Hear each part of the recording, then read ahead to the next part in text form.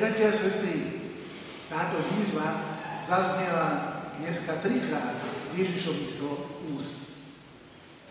Prvý dar, alebo prvá výzva, prvé pozvanie, ktoré nám Kristus dáva po svojom zmŕtvychvstaní, je práve toto. Pokoj vám. Všetci túžime po pokoji, ale nejako ťažko ho nachádzame. Prečo je to tak? Práve tu, v tejto oblasti pokoja, si môžeme veľmi hlboko uvedomiť tú potrebu spolupráce medzi Bohom a človekom. Boh dáva pokoj. Ale človek dostane tento pokoj jedine vtedy, ak ho príjme. Čiže je nutné, aby človek išiel v ústretí tomuto pokoju. Ak človek iba po niečom túži, ale nie je preto otvorený, nevytvorí vhodné podmienky, nejde tomu v ústretí, tak ostane iba pri túžbe, ktorá sa nemôže naplniť, lebo nevytvoril pre ňu podmienku. Všimli sme si apoštolov. Veľa sa hovorí o tom, akým spôsobom možno zlyhali, neboli tam, kde mali byť, pri kríži. A všetky iné veci, ako nepočúvali Krista, nepamätali si, čo im hovoril, veď ich na túto situáciu pripravoval. Áno, všetko to je pravda. Sú v strachu a plní beznádeje. No je tu niečo veľmi pozitívne. Nerozutekali sa. Nešiel každý svojou cestou. Sú spolu, modlia sa, sú vo večeradle a jednoducho tam sa zdieľajú, rozprávajú a tak ďalej.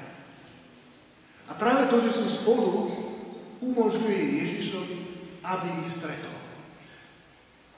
Keby sa každý rozutekal na svoju vlastnú stranu a hneď sa vrátil k svojmu pôvodnému spôsobu života, tak nemá šancu ich Ježiš osloviť. A všimneme si Tomáša. On tam nie je. Prečo? Čo robí? Nevieme. Jedno isté, nie je s cirkvou, nie je s ostatnými. A tým pádom Ježiša nestretáva. Ale opäť, môžeme ho nazvať neveriacím, ale zároveň môžeme si všimnúť jeho odvahu. Stanoví podmienky, na základe ktorých uverí. Ak nevloží, ak neuvidím, ak sa nedotknem, neuverím. Na jednej strane nám to dáva v určitom zmysle istotu v tom, že apoštoli neboli ľahkoverní, ale si veci overili. Ale zároveň Tomáš chce mať istotu. A nerieši to, ako bude vyzerať v očiach ostatných. Lebo keď mu 10 tvrdia, že vstal z mŕtvych a on je jediný, ktorý nevidel, tak by si mohol povedať, že tak teraz to bude trápne, ja sám vyslovím nejakú pochybnosť. Tak radšej poviem, áno, verím, že vstal z mŕtvych. Ale on je pravdivý a povie, neverím to, chcem dôkaz. A opäť ide v ústretí. Týmto spôsobom dáva možnosť Bohu, aby ho premohol. A Boh nemá problém s takýmito podmienkami. Chceš? Dobre, poď, dotkni sa.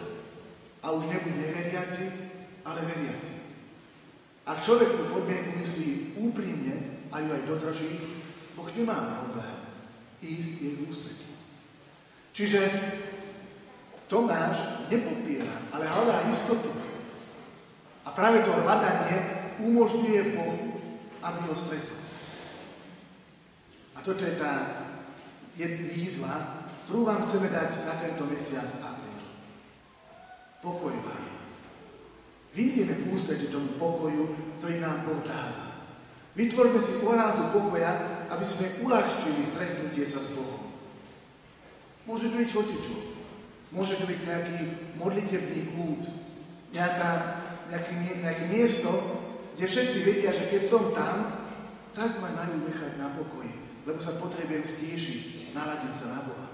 Môže to byť nejaký obraz, pre ktorý si zadne sviečka, ktorú si zapálim, hudba, ktorú počúvam. Môže to byť účasť na adorácii.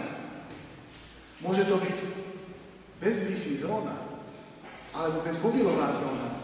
Buď nejaký čas, alebo nejaký priestor, kde keď sme, alebo v tom čase, keď sme, tak jednoducho neriešime nič iné, ale fakt sa snažíme stíšiť.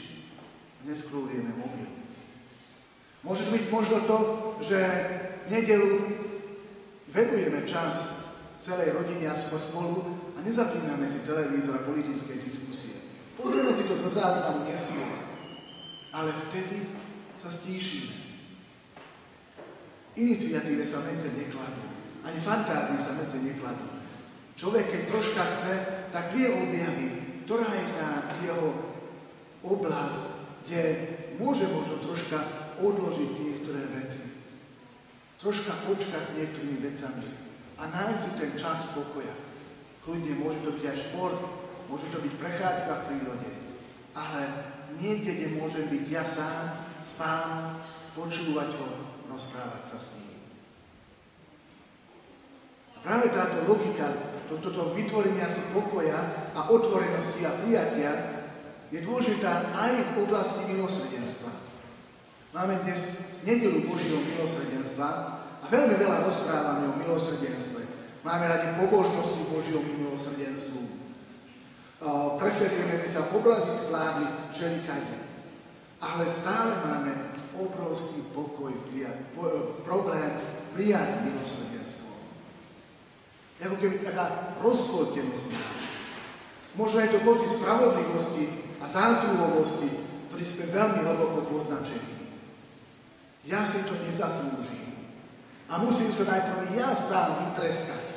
Musím najprv ja z vlastných síl niečo dosiahnuť a potom môžem prijať milosrdenstvo. Takže to už nie je milosrdenstvo.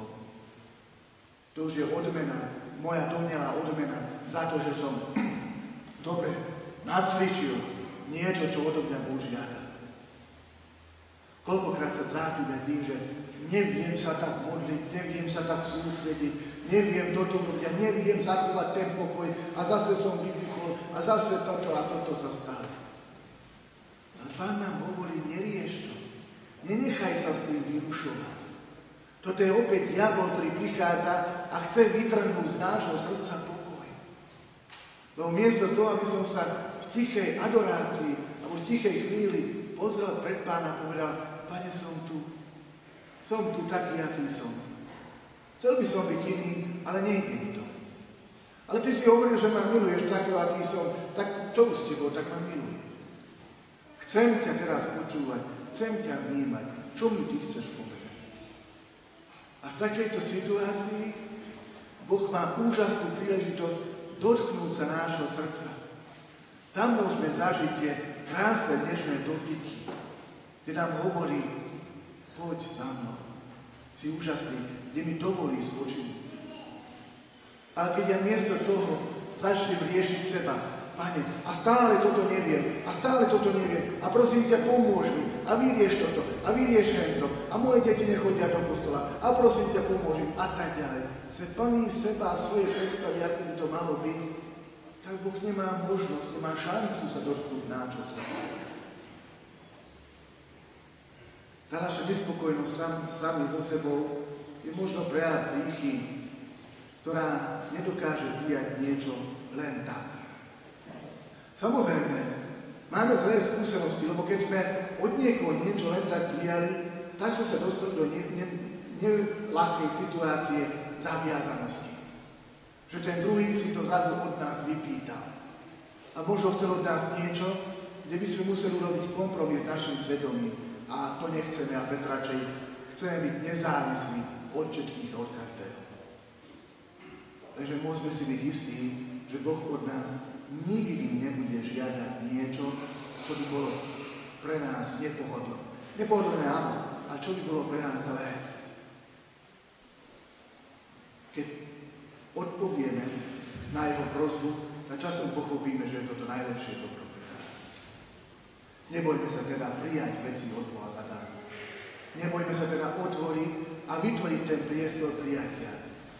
Pane, chcem byť pripravený, lebo keď ty prídeš a chceš ma obdarovať, aby som mohol prijať všetko, čo mi ty chceš dať.